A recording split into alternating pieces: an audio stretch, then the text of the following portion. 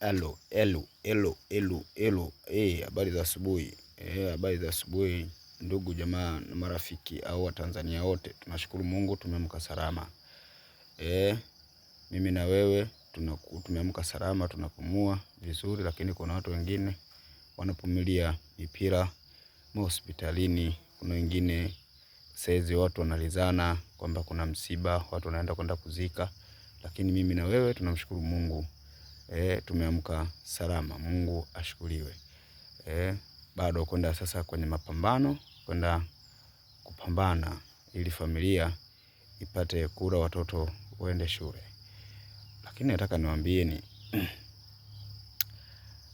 ukweli. Sasa ni mabosi. Sometimes mabosi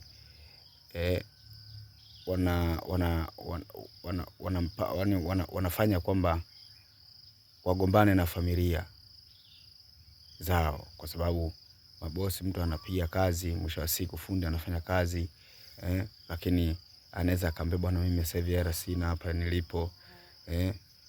Ni sawa, lakini unaporudi nyumbani ni kweli utamwambia mke wako kwamba pesa mimi sikupata.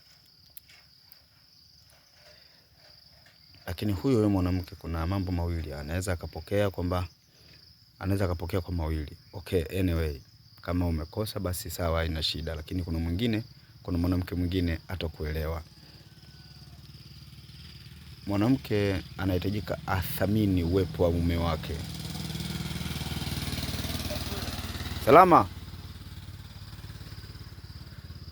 Mwanamke anahitajika athamini uwepo wa mumewe, kwa sababu mwanaume anapokwenda kazini, asilimia kubwa anajua watoto wamekwenda shule na mke wake anajua hao familia wanahitaji kula.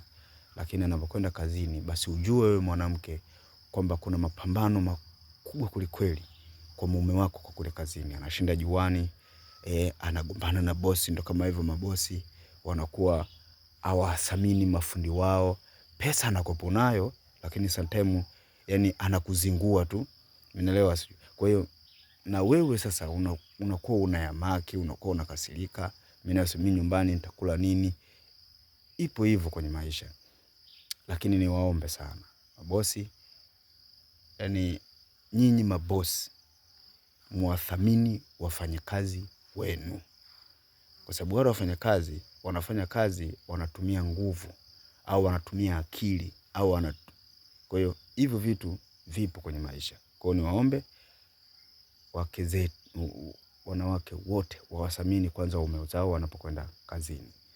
Asante sana.